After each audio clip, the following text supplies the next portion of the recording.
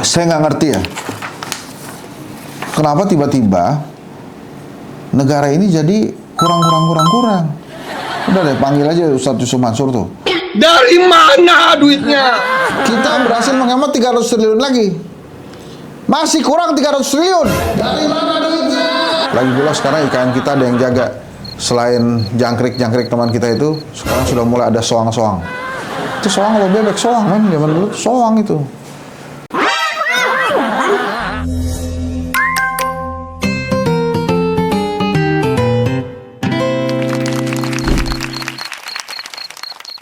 Kayaknya belum ada. Anggaran kita diblokir semua. Kok kayak progres gimana sih? Anggarannya nggak ada progresnya buat beli makan siangnya Pak Menteri. Teman-teman pasti masih ingat kan, pada saat Menteri PU bilang IKN anggarannya diblokir sama Menteri Sri Mulyani. itu pernyataan jujur tuh dari Menteri PU kita tuh. Dan untungnya lagi gara-gara Bapak Menteri PU itu bicara, kita jadi tahu Menteri PU-nya siapa. Oh itu ya Menteri PU-nya. Jadi memang kita ini banyak pembangunan dan kita sudah sering bahas. Tapi uangnya nggak ada, itu. Makanya saya bilang, saya sempat ngomong tuh kemarin di salah satu TV nasional, saat ini tuh negara, pemerintah, kementerian-kementerian perlu Yusuf Mansur. Undang Yusuf Mansur, bilang, dari mana duitnya? Nah ini kan sekarang ada keluh kesah. Jadi gini loh teman-teman ya, kan anggaran gini, defisit anggaran kita itu 600 triliun. Dengan penghematan, pemotongan anggaran, kita berhasil menghemat 300 triliun lagi. Masih kurang 300 triliun. Ngerti gak? Jadi gini nih, matematika itu mudah bukan? Kata siapa tuh namanya? Kan kita defisit nih 600 triliun. Mau ditutupi sama pemerintah, pemotongan. Nah dari pemotongan itu, dapatlah kira-kira kita 300 triliun. Kurangnya 600 triliun, baru dapat 300 triliun. Jadi masih kurang berapa kita? 300 triliun. Matematika itu mudah. Kan tambah bingung ya saya. Terus yang 300 triliun dapatnya dari mana? Utang lagi. Gimana tuh? Hah? Yang lagi pertanyaan buat saya juga. Ini kan anggaran ini, yang kurang ini 2025 kan dihitungnya kan dari 2024 pastinya kan? Nah waktu 2024 itu gimana nganggarinnya? Ngitungnya gimana? Sampai sekarang kurang. Makanya pertanyaan kita itu, kok tiba-tiba nih kita ngomongin kurang ini? Kemarin kita gagah tuh ngomongin MBG 17 triliun. Kita ngomongin IKN, ngomongin cek kesehatan gratis, inilah itulah, endes bro. Kementerian baru, anggaran juga banyak. Saya nggak ngerti ya, kenapa tiba-tiba negara ini jadi kurang. Udah deh, panggil aja Ustadz Yusuf Mansur tuh. Dari mana duitnya? Kemarin waktu ngomong duitnya dari mana, terus kemudian masih santai-santai aja tuh, gimana tuh caranya tuh? Masih bisa hidup segala macam tuh. Ini apa lagi nih? Keluh kesah PNS usai Prabowo ingin hemat anggaran 306 triliun. Kenapa lagi nih PNS?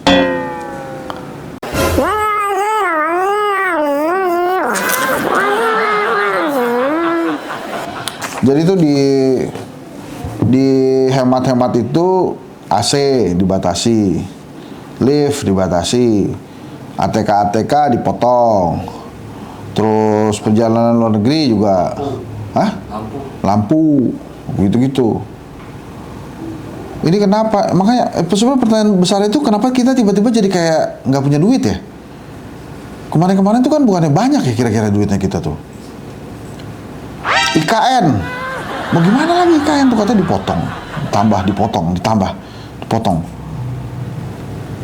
Bingung saya. Sebetulnya apa yang terjadi dengan negara ini? Nah makanya saya berkali-kali bilang, kalau tentang anggaran, pemerintah menguasa ngomong deh sama rakyat Indonesia. Itu mereka tuh dermawan. Kalau diminta bantuin negara, mereka pasti mau bantu negara. Cuma habis itu yang benar, penegakan hukum yang benar, segala macam yang benar gitu. Terus juga penghematan anggaran ini ada isu juga mau reshuffle. Terus ada usulan penghematan anggaran itu dilakukan juga dengan merampingkan kementerian. Bener lagi tuh. Kemarin kan diperbanyak tuh kementerian karena supaya fokus. Udahlah, nurutlah. Ada menteri pendidikan dasar menengah, pendidikan tinggi, pendidikan budaya dibagi 3, udah jadi. Koperasi UMKM dibagi 2, udah jadi. Kementerian mana lagi tuh yang dibagi-bagi itu? Sekarang mereka baru jadi. Oh, hukum, terus imigrasi, HAM, tuh jadi 3. Udah jadi itu sekarang mereka udah pisah-pisah. Anggaran baru jadi, ruangan baru jadi juga. Ini kalau dirampingkan lagi, ngaji lagi ketentar tuh. Tapi emang kita mesti cari tahu kenapa kemudian tiba-tiba kita tuh nggak punya uang. Tapi kemarin Pak Jokowi ketemu MBZ sih ke Timur Tengah sana. Apakah ingin mencari tambahan uang buat negara sebagai bentuk permohonan maaf ke Pak Prabowo nih, maaf Pak Prabowo ya, Pak Prabowo jadi presiden anggarannya nggak ada, ini saya cariin, pergi ke MBZ, mungkin pulang bawa uang lah gitu. Jadi teman-teman, kalau pemerintah aja harus berhemat, maka kita apalagi sebagai rakyatnya ya harus berhemat juga. Karena negara itu kan uangnya banyak banget ya. Kalau sampai negara berhemat, artinya memang sudah mulai menipis itu anggarannya. Nah, kita juga harusnya berhemat juga. Tapi kan Indonesia katanya negara kaya ya. Sumber daya alamnya di mana-mana, melimpah. Bahkan katanya sekarang emas itu, tambang-tambang emas yang baru-baru juga mulai muncul. Jangkrik banget kelihatannya kalau negara sehebat kita ini akhirnya mengeluhkan uang yang nggak ada. Harus ada evaluasi besar-besaran. Saya nggak mau menyalahkan apakah DPR atau apakah Kementerian Keuangan salah menghitung atau gimana. Tapi yang jelas memang anggaran kita susah, pemasukannya juga susah. Kabarnya juga pajak baru masuk 50 triliun. Jadi emang kita harus bantu pemerintah. Jadi kalau emang kita harus bantu pemerintah, maka kita bantu. Jangan jadi jangkrik yang membiarkan negara yang susah tapi kita tidak membantu. Ingat apa kata Kennedy, jangan tanyakan apa yang telah negara berikan kepadamu, tapi tanyakan apa yang kamu berikan kepada negara. Kira-kira gitu. Semoga negara kita lebih sehat. Dan ini yang menyebabkan pemborosan ini segera dicarilah. Dan terus kemudian gini teman-teman ya, dalam ilmu manajemen itu ada yang namanya must dan wants, yang harus dan yang ingin. Nah, yang must ini aja harus dipenuhi dulu. Mana yang lebih must, mana yang lebih harus, pembangunan IKN atau MBG? Mana yang lebih harus, pembangunan jalan tol atau cek kesehatan gratis? Nah, kalau sudah ada jawabannya, maka utamakanlah yang must. Kalau ternyata makan bergizi gratis yang membutuhkan biaya besar sekali itu ternyata lebih harus buat pemerintahan Pak Prabowo untuk dijalankan, maka jalankan MBG. Lantas, apa yang akan terjadi dengan IKN? Ya, IKN ya IKN lah. Ya emang begitu udah. Gimana ya? Jangan lupa sih sebetulnya kalau tentang IKN ya, wahai para pemimpin, namanya rakyat Indonesia tuh biasanya ngikutin. Kalau pemimpinnya pindah ke sana, kita pindah ke sana.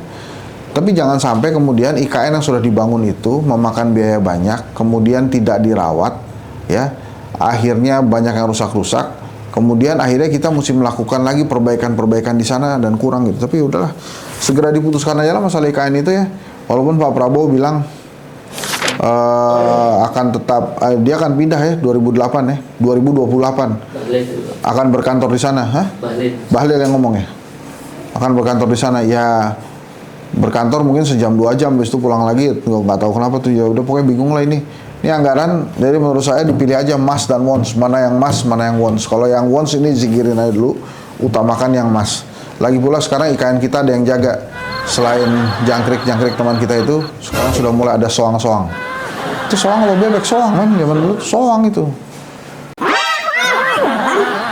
Minimal ada yang jaga. Soang itu penjaga keamanan yang baik, ya.